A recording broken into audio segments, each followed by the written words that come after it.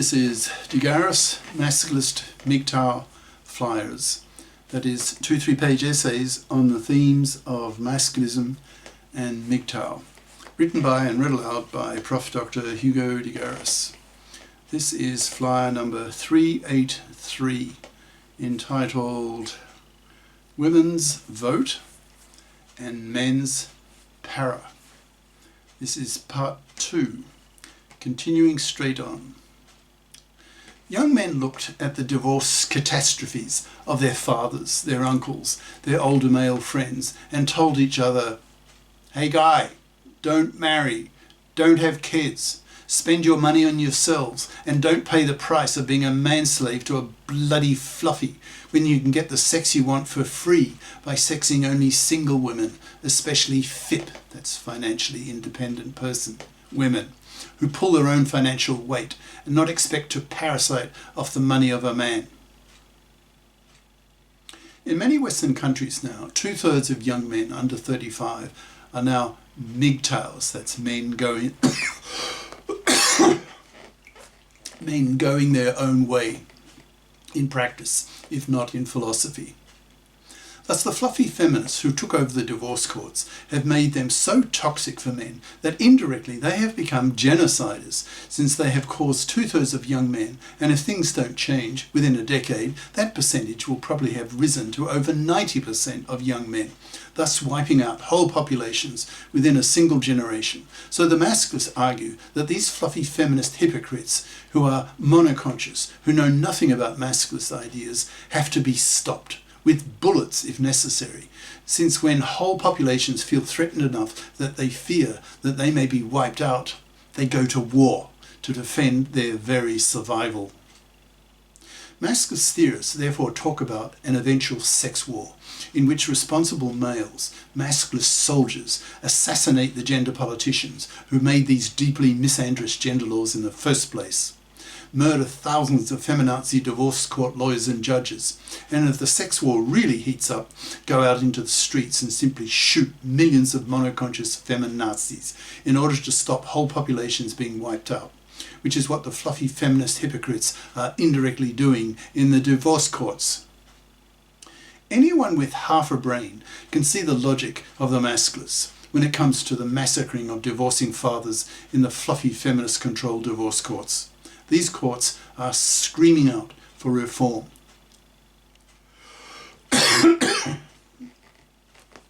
So what is the political program of the Masculists? Obviously, one of the first things that Masculists want is reform of the divorce courts, so that, for example, custody of children is joint by default, that alimony is thrown out, that there is no 50-50 split of assets, thus stopping fluffy parasite women from fleecing a man of half of his accumulated wealth. That is no more parasites charter for fluffies. Masculists push also for the legislation of gender laws that are men fair, that is, fair to men. The most blatant of sexual discrimination that exists against men is the lack of the paternity rejection right, which would allow a man to fill in the paternity rejection form, which would imply that if the woman goes ahead with the pregnancy, then she has full financial responsibility for the upkeep of the child. Masculists want the para legislated. The fact that women have had the maternity rejection right since the 70s, but men still don't have the para, is the most blatant form of sexual discrimination that exists, a situation that enrages the Masculists. Okay, imagine now that the para is legislated tomorrow. What impact would that have on women? It would terrify them.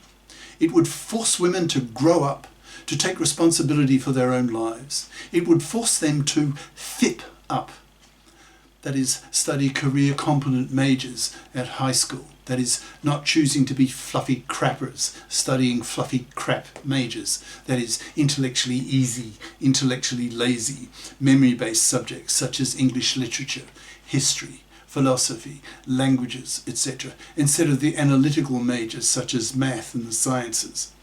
Fluffy crapper high schoolers go on to study more fluffy crap majors at university. ending up with a fluffy crap diploma that the economy does not value, so that these fluffy crappers cannot afford to buy their own middle-class house to raise their kids in. So go looking around for some gullible manslave to pay for her to raise her kids in a middle-class house that he pays for. Both of which, that is the house and the kids, he will lose with 1 chance in 4, thanks to the hated, by Masculists, fluffy feminist hypocrites who have taken over the divorce courts. So women will fight the legislation of the para with tooth and nail, since the para will force women to grow up. They will fight it with passion, the way men in the 19th century resisted giving women the vote, whom men saw as child-minded female adults, incapable of making adult male-level decisions on topics as important as choosing which leaders to vote into power. The legislation of the para will be a battle royale, a sex war, that women will fight with all the political power that they have. Masculists will argue that if men aren't given the para, the alternative for women will be bullets.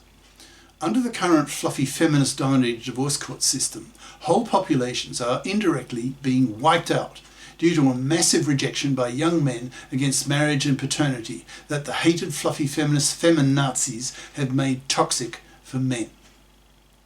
So, the fight for the legislation of the para will arouse as much passion in the 21st century as did the fight for the vote for women in the 19th century. Fortunately for men, men are brighter than women by 4 IQ points on average, with 10% larger brains and a 10% higher IQ variance, so that the morons and the genii are males. Men have won 99% of the Science Nobel Prizes and have 10 times the level of testosterone in their blood as women, so are a lot more aggressive, ambitious and persistent than women. So once men see the masculist logic behind the passage of the para, they will force women to become FIPs, that's financially independent persons. Then men will win this fight. Thus, by legislating the para, masculist theorists see that men will then be freed from fluffy parasitism, from decades-long manslavery, from being viewed by women as cash machines to be abused and robbed in the fluffy feminist hypocrite-controlled divorce courts. The para will force women to grow up, to fip up, or be forced to rot on the shelf, utterly rejected by men and by society, as the fipping of women is considered to be the desirable norm. Thus the legislation of the para is seen by masculist theorists as the great enabler of the liberation of men, of the freedom from female oppression of men. That is far worse than men's oppression of women, since women's oppression of men is continuous and lasts decades. The gender law privileges that women currently enjoy are only possible due to their being backed up legally by brute male force, that is, by male cops. But as masculist ideas spread, those male cops will themselves become masculists and hence will be more unwilling to continue granting women these privileges and expect women to fip up, as will most of the rest of the male population. The fight for the legislation of the para will be passionate, since it will deprive women of their man-slaves that they have had for centuries. Women will not give up this centuries-long power over men easily. They will fight to keep it. But the masculists will fight even harder, simply because they are male, with smarter minds and with much higher aggression levels. The fight will be bitter, but must come.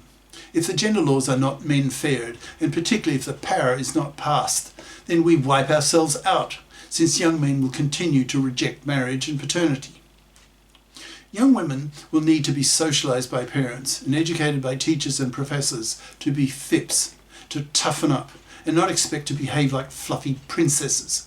Such behaviour and attitudes on the part of young women will be spat upon by a society that is becoming increasingly masculist in its attitudes. This decade of the 2020s is the decade of men's lib. It's now men's turn to liberate themselves from female parasitism of men. The masculist fight for the para will be a cause célèbre, a historical fight that the historians will write about with as much interest as women's fight for the vote. Women's fight for the vote and men's fight for the para are of equal historical importance and impact.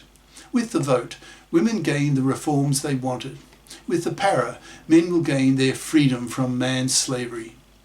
They will be released from the man-slavery of the hated fluffy parasites and the hypocrisy of the fluffy feminists who expect equal rights for women in the parliaments but reject equal obligations on women to share the burden of earning the living with men by bothering to FIP up, that is, to get a career-competent education at high school and college. The masculists need the para to wipe out the fluffy parasites and the fluffy feminist hypocrites so that men can be liberated from man-slavery by fluffies that has oppressed men for millennia. Cheers. Prof. Dr. Hugo de Garis. Email profhugodegaris@yahoo.com. Website profhugodegaris.wordpress.com. Author of the book Masculism, Men's Rebellion Against Being Man-Slaves to Women, an e-textbook of 380 plus Masculist flyers for men's studies courses, freely downloadable in Microsoft Word format from my website. And now ad-libbing, I've recently added a list of all these Masculist flyers in reverse time order. In other words, the most recent first, plus the older list which presented the earliest first. So you now have a choice. Ciao.